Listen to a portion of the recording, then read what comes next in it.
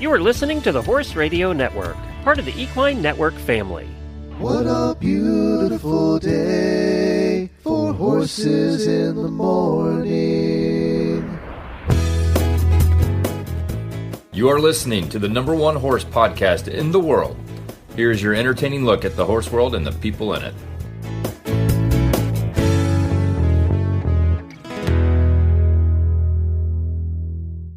I am Lisa Wysocky. I'm in Ashland City, Tennessee.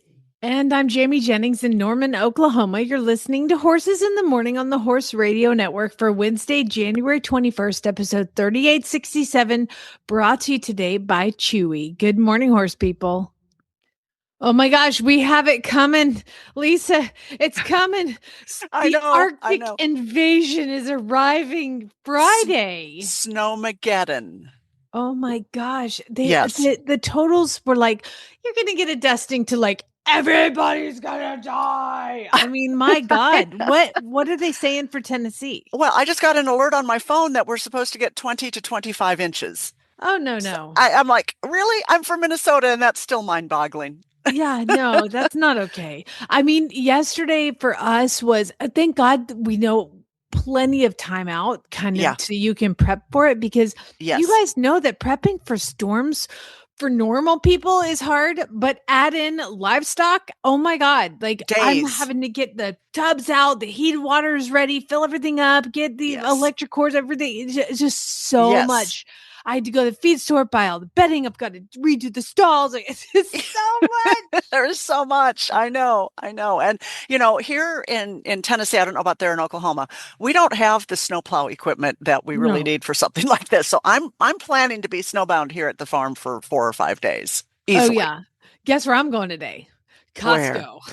Oh, yeah. I'm going to get all the things that I will need, because I cannot imagine leaving this house for those several days. Aside to walk out and freeze to death and feed livestock. Like, that's what we do, Yeah, exactly. I don't know about there, but here it's not supposed to get above freezing until maybe Tuesday or Wednesday. So this is going to be with us for a little bit. And, I'm going to make sure the tractor starts. I'm going to make sure I got a lot of diesel fuel, and, hopefully I can scrape the driveway with the bucket on the tractor, but we'll see.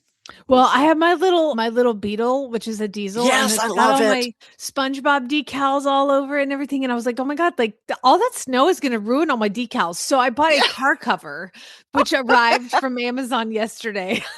So awesome. My SpongeBob decals will be safe. I will make sure they are. Hey, speaking of things going on and coming, how is the book, movie, everything? What's happening in your world? Jamie, I'm just now starting to get excited because this is definitely happening. I mean, not that it wasn't definitely happening, but it's getting closer. We're filming in Lexington in May. The first Cat Enright book, called The Opium Equation, is being turned into a movie.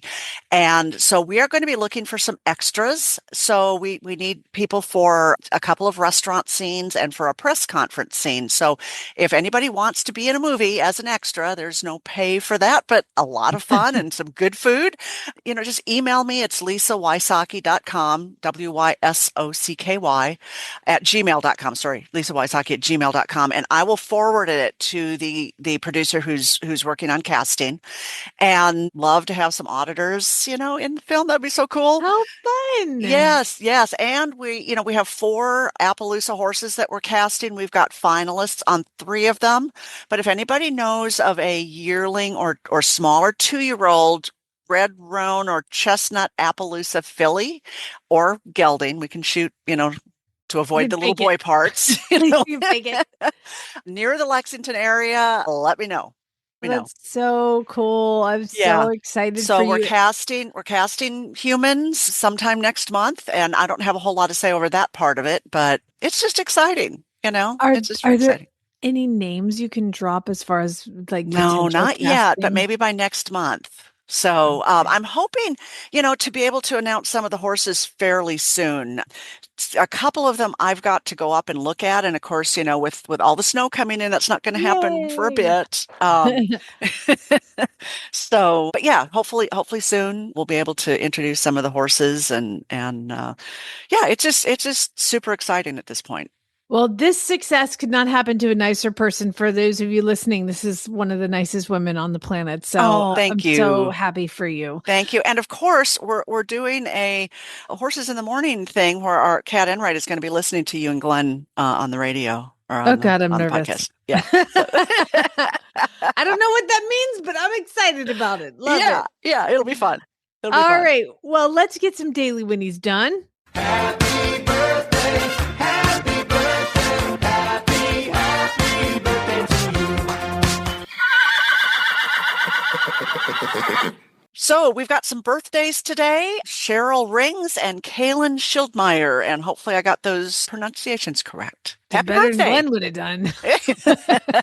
Coming from Minnesota, we've got a lot of those German names up there. So I think I went to school with a Schildmeyer.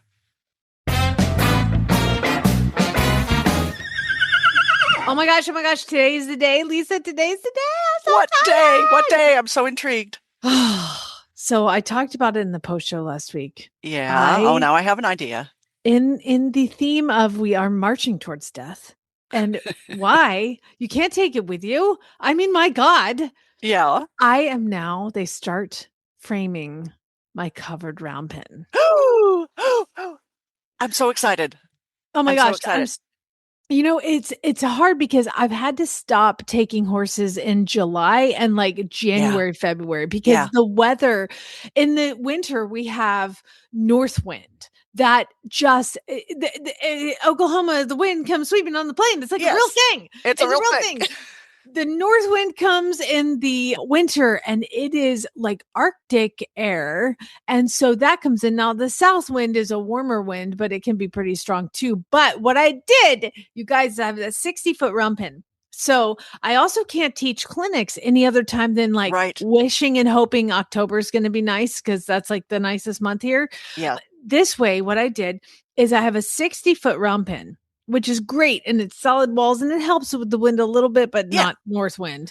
So this will be a 60 by 70-foot building. So there'll be 10 feet off to the side for all the people taking the clinic to be able to stand. Oh, and we'll have a solid north wall. So it's like basically an indoor.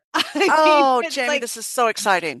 I'm super excited, and it's going to match my barn and it's going to be right next to it. And then typically my round pen I have doors that open into the arena. So like when you're starting a horse and you want to make things a little bigger and a little bigger, you can open those doors. So my solid north wall will have a slide up garage door on it too. So I can like still use the doors. I'm so excited. Like the builder that I've had is so great. And oddly enough, it's my veterinarian's husband who does all these things. So keeping it in the family. This is so exciting. And not to take any of your thunder away, but we here at Colby's Army are getting a covered arena next month. Whatever. I'm just trying to keep up with you. Okay. I'm just so excited because I can so totally relate to you being weather dependent for your clinics. It's just, you have to drop back and punt sometimes and hopefully not cancel. But this is so exciting. And I'm so excited about the garage door. That's so cool. Oh my gosh. And how cool you're going to be able to teach lessons to the kids and all the people that need it all year long and not have to make those awful phone calls, which is like, hey, it's gonna rain tonight. Can't do it. Plus we can expand our yard sale. So I'm so excited. Yay. You'll have a huge yard sale now. Covered. It'll be covered. Yes. No more tents. So very excited. That's awesome. Very excited. I'm super excited for you. I'm excited for you. I want to see pictures. I will keep you posted. What's really cool is they'll get the framing done and then we're going to have an Arctic invasion. So I don't think it'll be done by Friday. Now, I have a question for you because you've had so many horses come and go.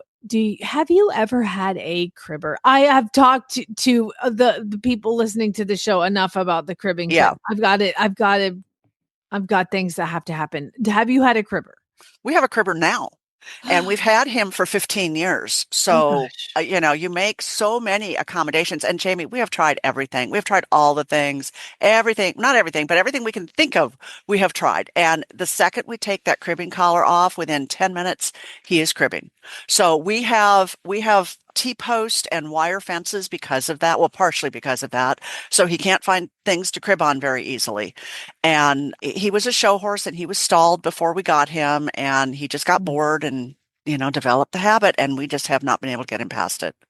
It's tragic. It's like, it's just creepy. The noise is creepy. It just seems gross, and I just can't stand it. And this horse that I bought, sight unseen. You guys don't do that. It kicks me in the ass every time. And this is like your 14th horse you've bought sight unseen? I think I'm typically good at it, but people, when they lie to me, you cannot get around somebody lying. True. So what I did was I contacted the person yesterday who was kind of the negotiator between the trainer and me. And so I messaged her and I was like, hey, just so you know, this horse is, I'm trying to find hold on, let me check it out here because, okay, here it is. I was super nice. And I was like, hi, your trainer told me that this horse chewed wood one time, because that's what he said. And I was like, wood one time? What does that mean? He chewed wood one time. Did he suck air when he chewed wood? No. And so, of course, there's no way anybody could miss this cribber. Like, right. I mean, he is hardcore. Even with the collar on, he figures out a way to crib so high. Like, he goes to the very top of the post and cribs on those. So the collar doesn't do anything. So I said, I messaged, I'm like, your trainer told me that he did not crib, or he did not suck wood. And I'm like, this is the worst cribber I've ever seen. I can't keep him here. I have foals, other thoroughbreds, because the foals pick it up really, really quick. Yeah. So Butters, I can't put him out with Butters. And I'm also down paddocks because I've got this people building this cupboard. I'm like, I'm so frazzled right now. And like, let's add an Arctic invasion to all the fun. Of course. And she's like, I've never laid eyes on this horse. I'm not the owner. I just market horses for people, blah, blah, blah. He must have not told me the truth. And I said, if you were marketing them, shouldn't they disclose that to you? Yes, a well-meaning person would typically inform me of any habits for listening purpose, but not everybody's honest. So I wrote back, well, then, well-meaning people marketing horses should make this right. Yes, that's where I was going in my mind. It's her reputation. She didn't care. And so she just gave me his number. And of course, he's not responding to anything that I have. So I might have found, because Lisa, this is the most beautiful horse I've ever owned. Oh, I mean, well, that makes it even harder. It's so hard because I stare at him and I'm like, I love you so much. But then I'm like, oh my God, I hate you so much. Like, it's like a mixed thing for me. And there are people that don't care. There are people that deal with cribbers. Yeah. So I put him back online, and I had somebody message me. I got to talk to my husband. He is my dream horse. We have 2 other cribbers here. We don't care, because of course I'm going to be honest, because I'm going to end this cycle of BS. So I said that, and fingers crossed, hopefully this has a happy ending, because, oh my God, I can't take it. I can't take it. No, it's a lot. It really is. And you're right on the younger horses picking it up. And, then there's damage to, your fence posts, unless you cover them in titanium. I don't know what else. He'd crib on titanium too. Now, probably. Jen, I hear you laughing in the background. What is your experience in this? I have only had a very few cribbers over the years, and none recently. But the little bit of research that has been done, proper research, not studies show. Yeah, right. Like real stuff. Yeah, real stuff. It really is a proper stereotypy in that they start cribbing and it actually alters their brain chemistry, and they're not going to stop. Yeah. Because it has altered their brain chemistry. And this horse is 6. Yeah. It's not going away. They did a study 2020-ish at Midwestern University College of Veterinary Medicine. I finally found the article I had read, and they gave the horses in this research antidepressant Prozac, and it did change the behavior. So the problem is, any medication that changes the behavior is 120% illegal in any competition venue. True. So therefore, the research really didn't go anywhere, right? But people who say it's just a nervous habit, they'll get it changes their brain chemistry. Once they've been doing it for a while, you're not going to change the brain chemistry back. But But how many people have cribbers who don't compete and don't care if it's illegal or not? It would be lovely to see more research into that, but I think the financial reward, if you will, for doing that research isn't there, because so many people, even if they don't compete, are not going to go down that road. But it would be nice if veterinarians had more ammunition, because frankly, giving your horse Prozac once a day or whatever it is sounds like a much more reasonable solution than sticking chunks of metal in their gums or putting collars around their necks that, if not monitored properly, can cause issues themselves. Yes. And that's the thing, is everybody was like, just turn him out in a big pasture. He won't crib. And I'm like, BS, we got oak trees. He's over there cribbing on the oak trees in 20 acres. Then some horses, it's just so ingrained, they literally cannot stop.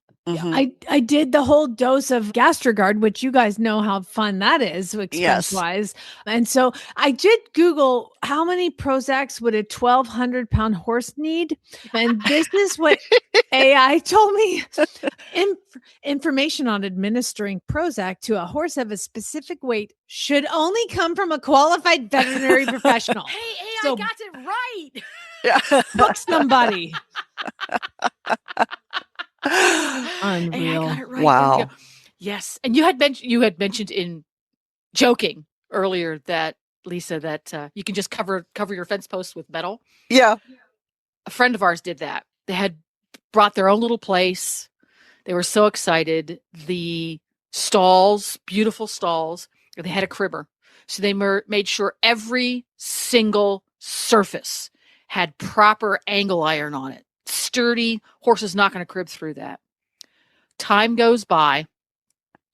The horse is not monitored on a daily basis for a year and a half or so. He's well cared for. He's fed. Everything's responsible. But nobody's going in there putting bridle on him, riding him. He's kind of vacationing. The horse comes to me because the horse needs to be rehomed because of things outside of their control. And he's a little thin. I'm like, that's odd. I know this horse really, really well. He's a super easy keeper. And he's just a little bit light. He needs to gain about 200 pounds. And I pry open his mouth, and he has literally no molars. Oh. None. Zero. And the horse was living on pasture that was 6 inches deep, but he couldn't eat it. Yeah. So if you're going to use that route, really keep an eye on things. You know what? They're going to lose their dang teeth anyway. Jeez. If they're like James, they're going to stick their mouth onto something they shouldn't, like a cross tie, and get their tooth caught in the snap on the cross tie, and then yank really hard. And then what happens to their tooth? Oh, that sounds just so painful. That's fun. The horses, we're going to talk to a woman who has an art gallery for horses in just a second. And I think that the title of her art gallery should be Pictures of Horses Not Trying to Die. The rest of the time they're trying to die. Unbelievable. Well, hey, let's hear from our title sponsor. You can trust Chewy with the dogs and cats in your house and see how Chewy can help you care for all the horses in your barn. Does Chewy sell Prozac, Jen? Look that up. I'll look that up. Chewy brings you trusted brands like Purina, Farnham, Cosequin, Weatherbeeta, and hundreds more delivered straight to you. From feed and supplements to seasonal care and prescriptions, Chewy makes life with horses easier with fast shipping and everything you need at your fingertips. Buy it once or put it on auto ship to keep the essentials arriving right on time. Shop now at chewy.com/equine. And then, Jen, did I hear that you're using the Chewy pharmacy? Yes, I'm using the Chewy pharmacy. They carry the Apoquel that Scooter is taking for his allergies. And yes, they do have Prozac. Oh my gosh. Calling my vet. We're not competing anytime soon. It'll be fine. Super easy interface. The veterinarian prescribed it. She put it into her computer. And by the way, she said that's the easiest interface they use for pharmaceuticals at their clinic. They have several of them that they use for different customers. She said Chewy's the easiest for them too. So can't recommend it enough. Love it. Oh, that's fantastic. Well, let's hear from our first guest. We're going to talk to Juliet Harrison, the founder and owner of Equis Art Gallery. And one of our listeners might have some art in that gallery. Well, we're happy to welcome Juliet Harrison. She's a fine art photographer, author, and the founder of the Equis Art Gallery, which I think is probably one of the only art galleries specifically dedicated to horses anywhere in the country. So, Juliet, welcome. Thank you. Thank you very much. So you're in Red Hook, New York. How did you get the idea for doing an art gallery just dedicated to horses and horse art? First, let me just say that I was the first contemporary equine art gallery, but I'm not the only horse art gallery, because there's certainly others, but they're more traditional than I am. That's good to know. First. So I was a fine art photographer for many, many years, still do a lot of that, but I focused on the horse as my subject for about 20 years in black and white film photography. I did that for a long time, and through my own work, I met a lot of these amazing artists who also represent the horse, but who don't necessarily get full-time representation by art galleries because their work isn't necessarily horse and hound, English hunt side, cowboy art, that sort of thing. Mm-hmm. Mm-hmm. And I really wanted to give them a place to showcase their work. Well, I think it's amazing. And, I've been on your website, it's equisart.com, and I was just really astounded by the various quality, not various quality, but various styles of art. I mean, there's humorous things and there's serious things and there's more impressionistic things. And I'm not an art person per se, so I'm probably not using the right words, but it's such a wide variety of horse art and photography. What makes you either want to represent somebody or to have a specific piece of art in your gallery? So the bottom line on all that is, and I tell this with a bit of humor, is everything that's in the gallery, I would want to hang in my own home. So I could see that. My aesthetic. It's all what I like.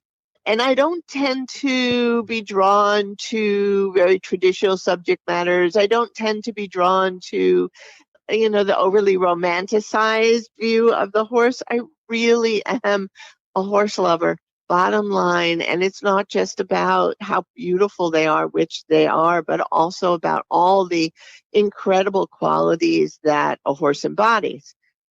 Just as a side note, or maybe it's not a side note, the horse is the oldest subject in art, second only to the human form.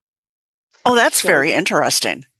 Historically, from cave paintings on up, the horse is represented in every era and every culture where there were horses.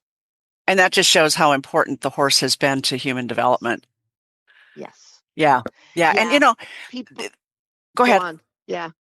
Oh, I was going to say, people come in and ask me why the horse all the time. And I say, without our partnership with the horse, humans would not have evolved the way we have. Absolutely. We would not have agriculture, transportation, or unfortunately war if it were not the way we do, if it were not for our partnership with the horse. Yeah.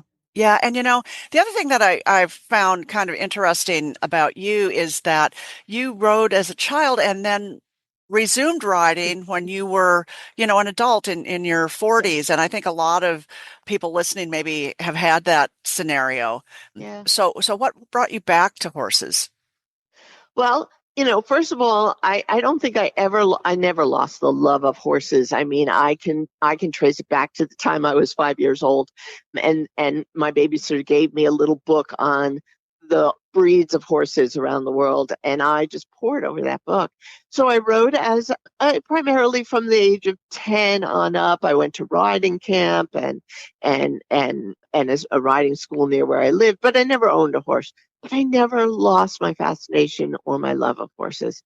It's always been a part of me and feels like it's always been connected to me. But I didn't have an opportunity. I lived on Long Island. I lived in New York City. I went to graduate school. There were no places that connected me to riding horses at that point. Until my husband and I moved to Red Hook, where we are now, which is 100 miles north of New York City in the Hudson River Valley. And I was working full time. I'd had a child.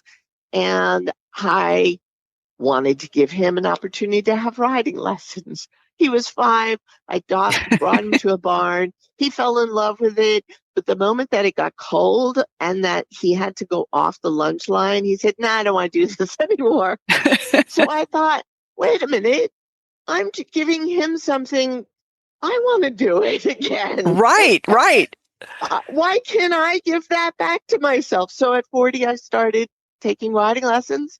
At 43, I bought my first horse. Oh, I think that's just such a great story. And, in looking at the art that's on your website, all of the horses are just so, I guess, anatomically or conformationally correct for whatever piece it is. Do you find that as a rider, that helps you choose art or even develop your own art as a photographer? Absolutely. One of the important things to me, and even in the most abstracted work, and I certainly have it here in the gallery, it is incredibly important to me that the artists that I represent are horse people, and that they absolutely not only know the anatomy of the horse, they know what it feels like under their hand. They know what it looks like if they're watching the horse in a field or watching their horse to see if they're moving correctly. They also know, and I always say this, a piece of artwork, like a photograph, is a moment in time captured. It's that particular moment. But I hope that what people can see in these pieces of art is what led to that moment and what might happen next, that these artists know that and represent it. It's thought-provoking is the way I kind of look at it. You look at something and it catches your eye because you think, okay, what led to that moment? And then what, as you said, what's happening next? And, you can build a whole story around a photograph or a piece of art. Where will that ear turn? Will the tail lift? What hoof will move? Absolutely. Yeah. And truthfully, this gallery is about the horse. It's not about the sport or riding discipline or the rider. It is really about the horse. And again, the artists that I represent, of which there's 30, they are horse people. They're riders, they're breeders, they're trainers, they're people who've been around horses their whole lives. And so they're representing their love as well. Absolutely. And, the other thing too is in looking at the art is that it seems that you have a lot of different kinds of mediums of art. There's photography and it looks like there's oil paintings and maybe some watercolors and things.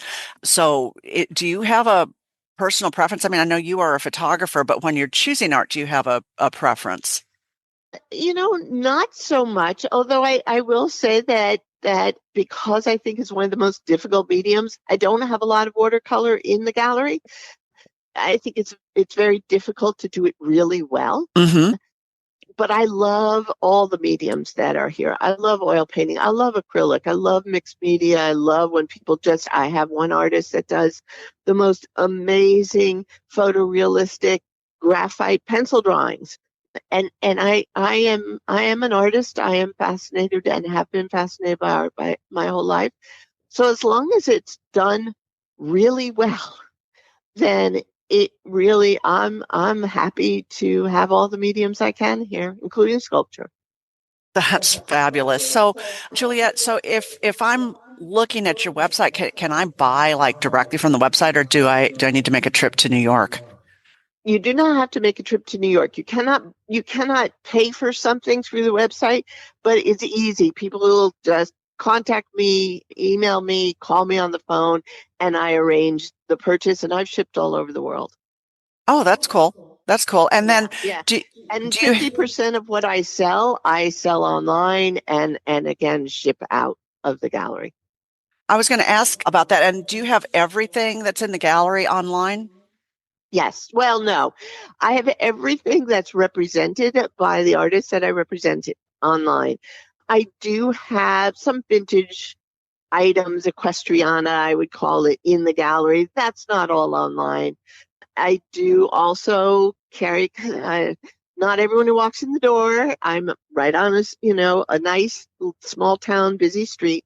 Not everyone who walks in the door is in love with horses. So I have other animals I represent, mostly livestock, a couple wild animals, but I also carry vintage Native American jewelry, carvings, pottery, as well as my own work, which is at this point, I do have my photography, which is equine based in the gallery, but I also do assemblage sculpture, and it's how I keep myself busy on quiet days in the gallery, and that's on a separate website.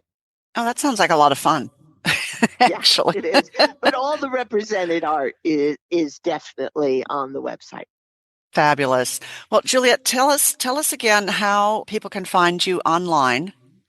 Mm-hmm. So the website is www.equis, EQUIS, art.com. And that's how you can find the website. But I'm also pretty active as the Equis Art Gallery on Facebook and on Instagram. Wonderful. Wonderful. Everybody, I hope you go check it out because I'm just lost in looking at all of this beautiful art on the website. I want to take it all home with me. So, Juliet, thank you so much for coming on. Actually, one tiny thing I'd love to mention is the wonderful artist Kelly Moore, who recommended that and contacted Glenn and recommended that I talk to you guys. She is one of the newer artists in my gallery. And if you go on the website and look at her work in and of itself exhibits a range of styles, and it's absolutely wonderful. Oh, that's great. That's great. Well, Kelly, thank you, because I'm going to spend the rest of my morning looking at art, I think. Oh, and remember, as they say, if you see a piece of art and it speaks to you, if you purchase it, you can have that conversation every day.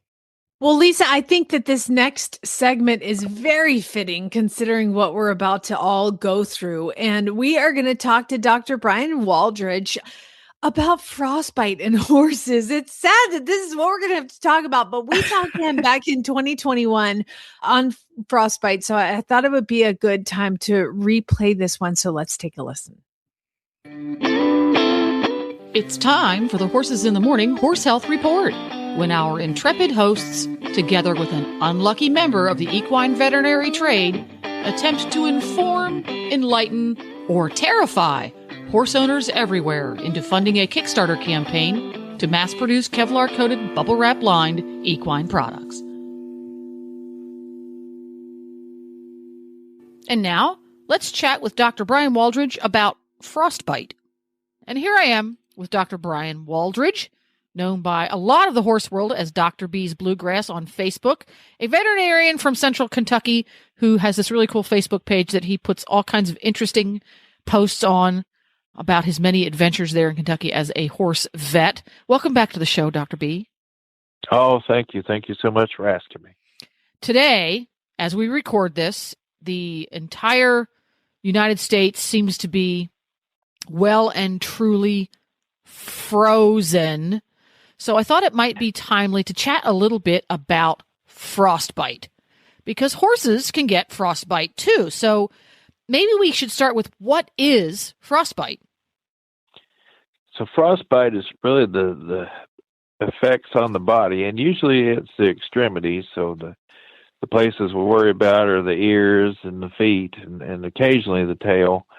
The extremities of the body where there's less blood flow, so those spots are more sensitive to cold damage. And when cold damage occurs, it can both actually freeze those cells, but also it damages the blood vessels, so there's less blood flow to those areas. And that's why sometimes when you add a sequela of frostbite is, excuse me, that you'll see skin sloughage and changing colors of the skin where it looks like a burn, turns blue or turns black.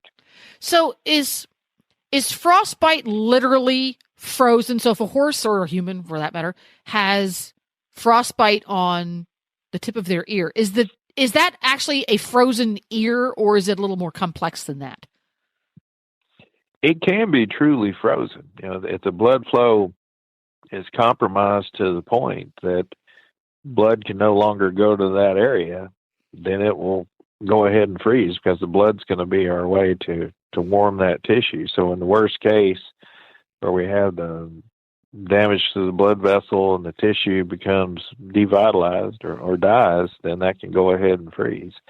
So, less degrees of frostbite, but the ones we want to have is maybe where there's just some cold damage and we warm those tissues up. It may be red and painful for a few days, but goes away. And the bad end of the spectrum would be no blood flow and dead tissue that's eventually going to slough off. Ew, this would be yucky.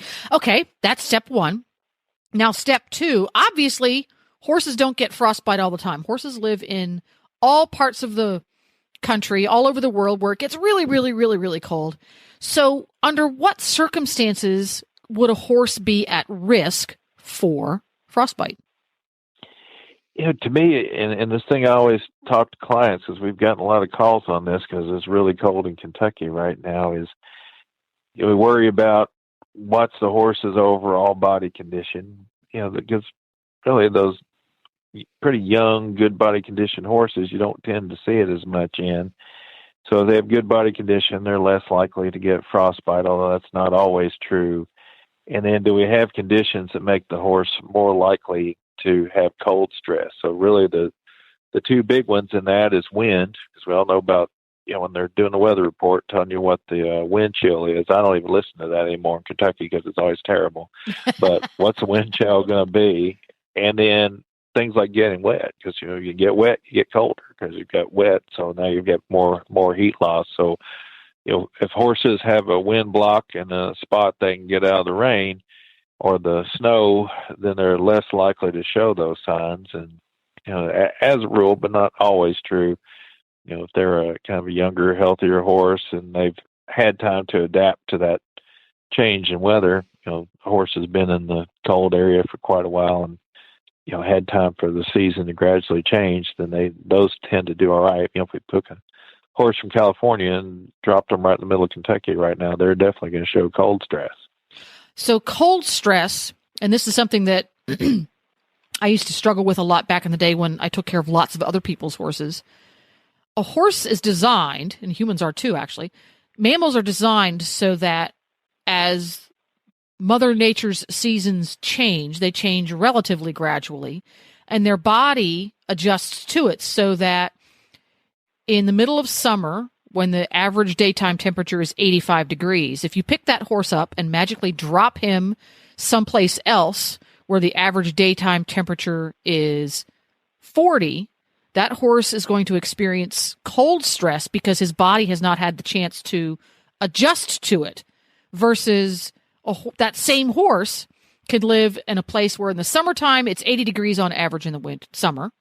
And then in the winter, the average temperature is 12 degrees. And that horse will be just fine because he's experiencing the seasonal change and his body is hardwired to make those adjustments.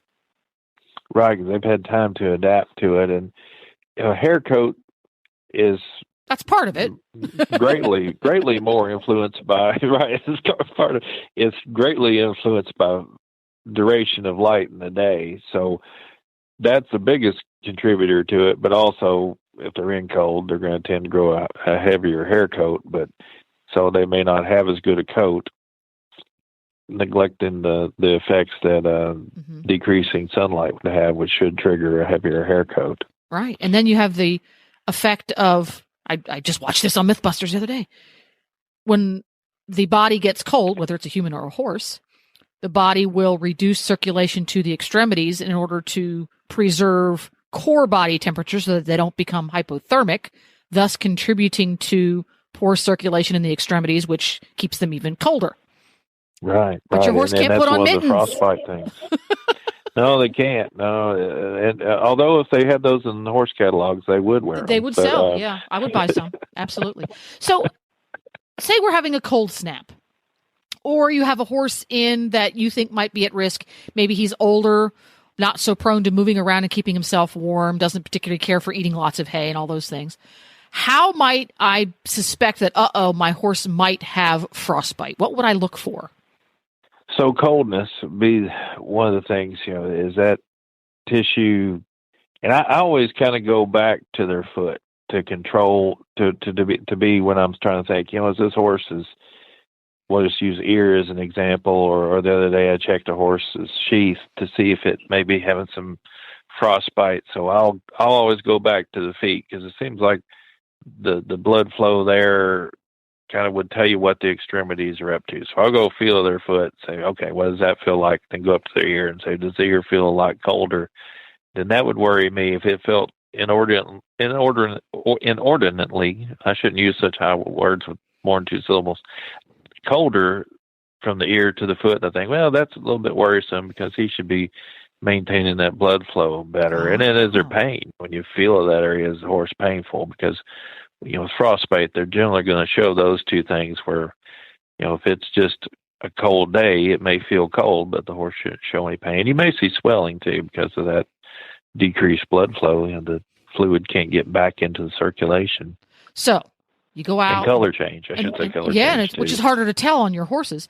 So whenever you're going out and it's a frigid, nasty weather, you're worried about your senior citizen, and you go out there and you go, oh boy, his ears are very, very chilly, and he is unusually upset about me fussing with his ears. He usually doesn't mind. What's my next step? Well, then we decide, can we bring the horse? If there's a worry of it and the horse is showing discomfort, then how do we get them out of the cold? So do they have a windbreak, or are they wet where they need to come in out of the weather? And then, if they're not wearing a blanket, then that would be a time to think about a blanket to try and just make that core body temperature be higher, or maintain it better, and potentially help the extremities stay a bit warmer. Okay, so we're going back to that core body temperature by helping the core body temperature comfortably and easily stay normal versus stressing and struggling to stay normal. We're allowing the body to naturally improve the blood flow back towards those extremities. Yes, and it depends a little bit on size too. Like, you may worry about it more in a mini than you would He's got an adult normal size horse. Yeah, it's a tiny little thing. Because really the smaller animals have a greater surface area compared to their body weight than a larger animal. So because of that greater surface area, they're more likely to lose heat. Yeah. So we've brought our horse over, and we've brought him into the barn, and we're going to walk him around a little bit, help him warm, put a nice big puffy warm blanket on him. We're going to use ears as an example because it's easy. Would it be a good idea to rub his ears, put mittens on his ears, pour some hot water on his ears? What should we do? So I think rubbing them, putting something on there, water, because that's going to promote heat loss. I probably wouldn't do that. And if one of the responses to heat can also be blood vessel constriction. So I would, as much as possible, let them passively warm themselves by rubbing them or covering them up. There we go. So at what point is it better call the vet? For sure, a color change. If you saw that tissue is purpley and everybody's seen those pictures where the people get terrible frostbite, starts to turn black. Yeah, they're icky. That's they are terrible. That shows there's been significant tissue damage, and so if they don't respond within an hour or two, then it's probably time to have it looked at. But color change would be bad. Continued pain would be bad, and then the rest of the horse feels pretty warm, and that tip of that ear still feels really cold, and that would signal there may be something going on blood flow wise. There we go.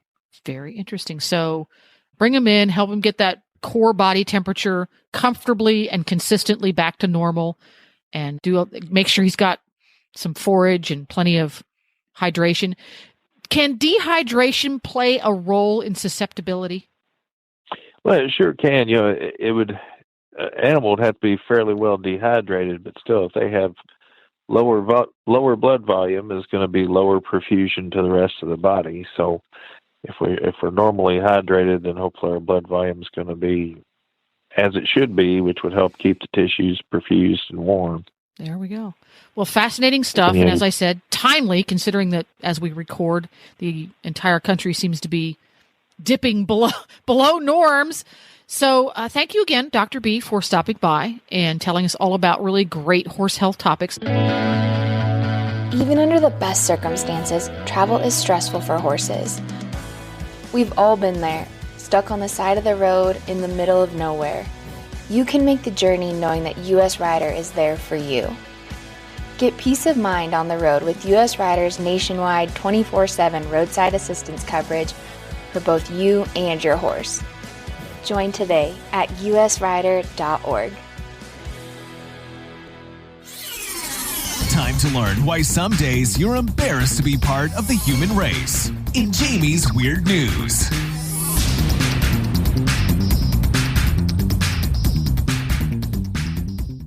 Yes, it's that time of the week again where we cover all the weird things that are happening all over the globe. And you guys are the ones that find it. If you're ever looking through the news and you see something, you're like, that's weird.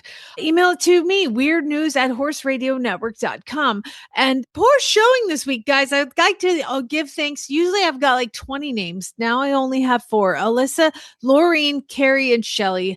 Thank you guys all for participating this week. So we're going to have to get through this.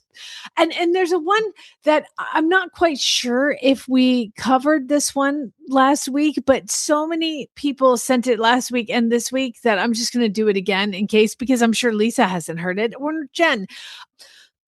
So there's a man going through the airport and he walks in the airport and he's got his tickets ready and he's got his phone ready and he's elderly. And he's got his wife and she's in a wheelchair. And so this is in Tenerife South Airport. So this is in Ireland. Okay. So I'm sure I said that wrong. Sorry, whatever. Y'all can yell at me. Don't care. So he's taking his dear sweet wife who's in a wheelchair through the airport security.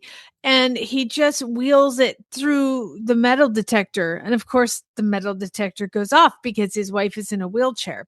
So all the security comes over and they're like, hi, ma'am. Like, what's going on here? We need you to, we need to pat you down. She's not responding to him. And then the airport staff became a little concerned because she was not responding to anybody. Oh, no. And I think I know where this is going. Oh, no. They realized that she was not breathing. And then the man finally tells the authorities that she died like several hours ago, but he was just trying to get her home. What? It's like Weekend at Bernie's. They should have tied like a string to her arm and had her wave at everybody. That's actually one of my favorite movies, but holy cow. Can you, what was he thinking? Oh my goodness. The only information I have is local authorities said an investigation is ongoing to determine the circumstances surrounding all of it, I guess. Come on, man. Come on. If y'all heard that last week, you know what? You get to hear it again. So they don't have like an ambulance or something in Ireland that can take her wherever? I don't know. Or a station wagon or an SUV? Well, I mean, where were they flying? That's it. Yeah. Where was he going? Yeah. With his wife in a wheelchair, and how is he going to get her out of the wheelchair and put her in her seat? Like, there's so many questions. This one has more questions than answers. Yes. So yes. We'll just move on. Okay, so do you believe in like fortune tellers and psychics and things like that? Sometimes. Okay. Well, there's a 19-year-old girl. And she went to a fortune teller in Thailand, and it was like New Year's Day. So she went to this sage and she says that, it's the new year. And this is in Thai. I don't do Thai accents. Okay. This is a new year. And I would like to know what you think is going to happen to me in the next year. And this wise fortune teller looks at him and looks at her and says, you will lose something very valuable, very, very valuable to you, unless you pay me some money and I'll make sure you don't lose anything valuable. Of course. So like any normal person, she was like, no, thanks. And she walked away and she got probably about 50 yards and she's like, where's my phone? Where's my phone? And she ran back over to the fortune teller and he's like, I told you you were going to lose something of great value. And she was like, give me my phone. He's like, I don't have your phone. I don't have your phone. Well, it makes such a scene that all these bystanders come over and they grab his bag and pull it apart. And there's her phone. Of course it is. I mean, people are dumb. Yes. Yes, that's Oh another my. one. Just be careful. Okay, now in the theme of drugs are bad. Don't do drugs. Drugs are bad. They make you do really dumb stuff. And in Marion, Louisiana, a person had to call the police and to report a trespassing incident on her property. There's somebody on my property. I need you guys to come send the police. So the deputies arrive in Louisiana at this home and they walk into the backyard and they find a woman swimming in the residence pond naked. Oh, okay. Drugs are bad. So the officers are like, hey, get out of the pond. Get out of the pond. And she goes, I'm a mermaid. Apparently, it was fairly cold. It was winter. It is winter. So it's freezing and she can't get out of the pond because she's a mermaid, obviously. So they end up having to go in and get her where she's trying to like leap and flap around like a mermaid. They end up having to grab her and heave her out of the water because it's so cold. They need to evaluate her medically. So they try to take her into the house. At that point, she's not a mermaid anymore, Lisa, because she then charges at the deputy, goes to attack him. What does he do? He pulls out her taser. Oh, no. Taser. Down goes the mermaid. She was then arrested and charged with what they say here is several crimes. I love being charged with several crimes. That's all the information you get. Oh, fantastic. All right.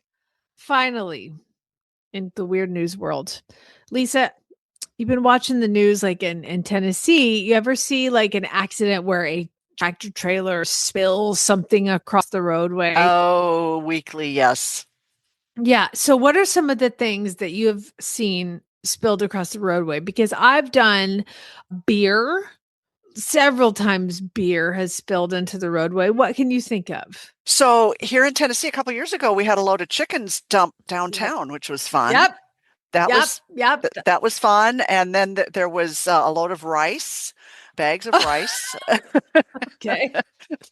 Were someplace. And then I can't remember exactly where it was, but somewhere here in Middle Tennessee, a whole truckload of eggs. That's fun. Yeah, I remember they had to bring the fire trucks out and spray the freeway.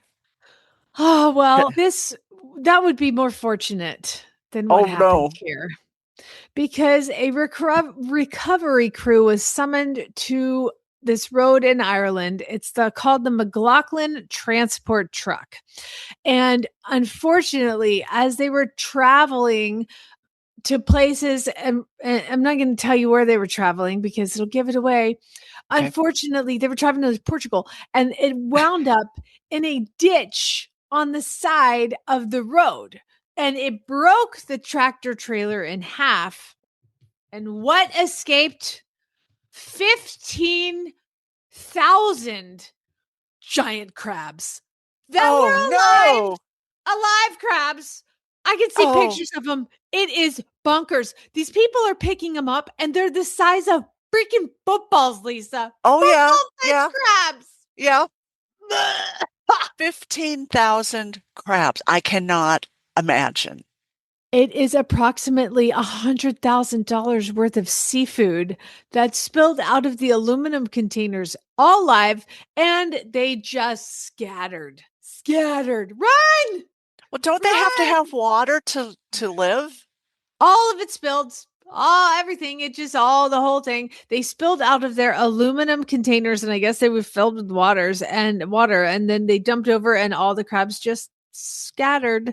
Oh my gosh. A team said that the officer said that a team of 10 people had to physically attempt to retrieve the crabs and put them into large bags and reload them. It took hours, and they're not even sure if they got them all. So if you're in Ireland and you see a giant football-sized crab in Donegal County, then you know what it is.